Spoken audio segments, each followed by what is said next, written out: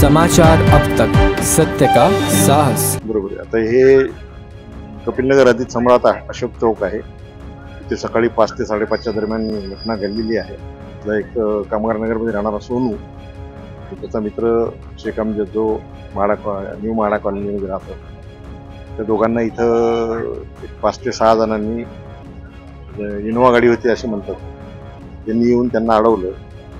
त्यांची काही बाचाबाची आधी अगोदरपासूनच झालेली होती, त्यामुळे त्यातला तो सोनू पळून गेला।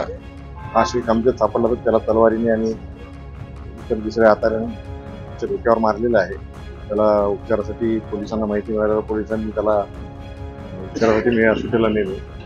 प्राथमिक माहिती एवढी भेटलेली आहे आणि एक राऊंड पण सापडलेला आहे। नाही, यांचा आता वादविवाद आज गोविंदपुरात झाला होता असं सोनू सांगतोय। आता नक्की आता पुढे तपासात माहिती, तिचं नाव एक अजून निश्चित माहित नाही। दोघी साईडचे काही आरोपी आहेत म्हणून माहित पडले, तरी काही अजून असं निष्पन्न झालेलं पुढे तपास